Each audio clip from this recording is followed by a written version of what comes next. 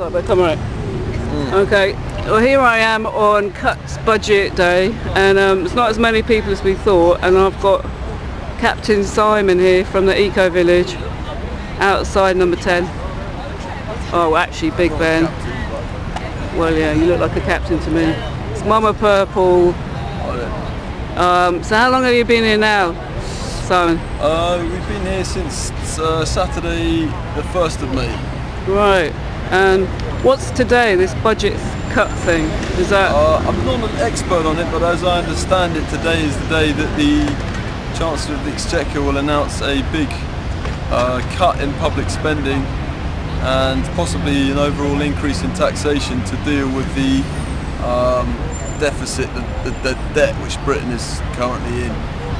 So I mean, the war in Iraq, Israel and Afghanistan might have something to do with it, and I've heard they've got a ship costing $1 billion.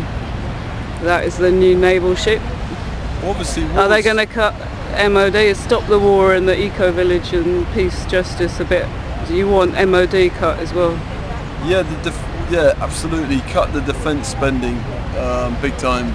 Stop. I mean, if anyone, like Muslim, Christian, atheist or Jewish, it all goes back to Moses, doesn't it? And he said, "Thou shalt not kill." So that's right. We still are. Yes. It's a bit disappointing, isn't it?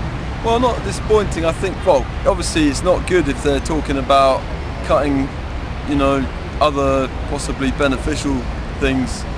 Although I think that a lot of the state institutions, education and health and stuff, they're not actually always doing what they intend to do.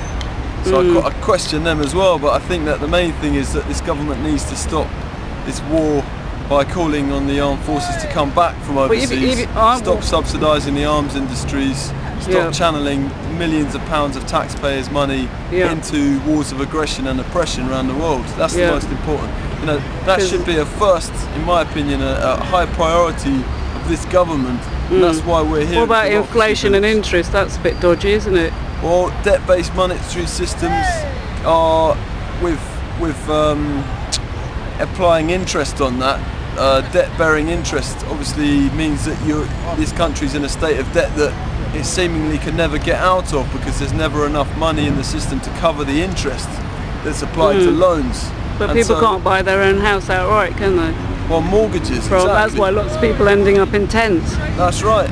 I mean, it's where we live in Stockwell. You've got the rich Portuguese, rich Ethiopian, but the poor Ethiopian or poor Portuguese are back in Portugal and Ethiopia. So if you look at it, they let people in with money. People with no money are back living in tents somewhere else. So it's all negotiable, isn't it? Because the rich always shake hands with the rich. Well, in Britain, less than 1% of the population own more than 70% of the land. So there is a big inequality in terms of resources. Well, I grew up on a farm in Devon, and my father paid for the farm 3 times over. Right. And at the end of it, he still owed the same amount after 20 years as he did when he bought it, because of the interest. And it was in South Devon, and you know, at the end of the day, he still owed Midland Bank that money. So this kind of recession thing's been going on for 30 years. Oh, I see. And no one, well, the socialists and the Stop the War and your lot are beginning to say it, but no one's actually stood up against rent. I mean, we were looking at rent in Clapham. Yes. And it's about 350 quid a week rent now. Right, yeah. So it's all a bit extreme, isn't it? Well, I think also people who want to live on the land should be free to do that, because living on the land is a great way, growing your own food, building your own shelters. There is a bit of land actually. There's quite a few bits of land. Yes.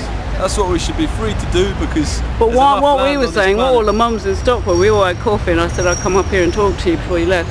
But we were saying, why should we pay the debt for people who've overspent? So if you've got a naughty person in your family, why should one family be duty bound to the bad behaviour of the overspending of one person? So the overspending of Tony Blair isn't fair that we should, because he's privatised everything, hasn't he? That's right. And it goes back to no one stood up against Margaret Thatcher and arms trading. So all the good people are duty bound to a few bad people. That's and what we need a new Gandhi, don't we? We need a new. Well, we need a new compassionate socialist politics. We need. I think if a democracy, when people in a democracy stop taking responsibility for everything that's happening within that democracy, it starts to break down. So the more people that get involved and get active, growing vegetables, reclaiming disused and vacant land, going on marches. So you're going to some new land, or are you going to go and look for a new plot of land then? At the moment I'm firmly based here and I'm just really playing it by ear, but I'm trying to start my own sort of non-violent civil disobedience, keep on doing that.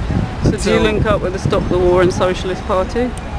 Individuals within those organisations, definitely. So you've all been having talks in the evening around here, like? Yeah, loads of talks. So you're the new, I'm not what's the new that chap anyone. over there called? Look, Cromwell.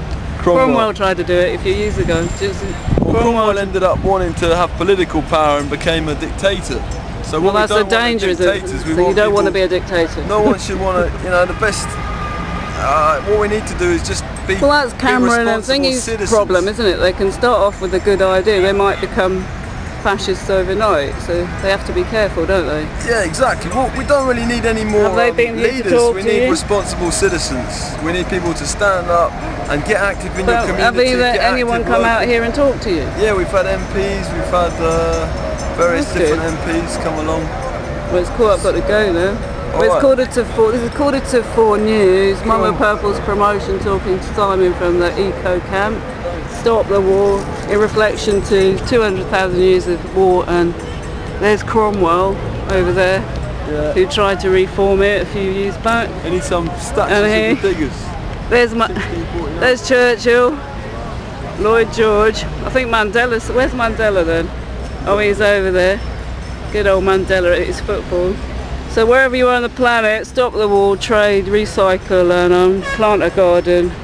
Good luck to our new politicians today over there somewhere. They're in our office over there somewhere.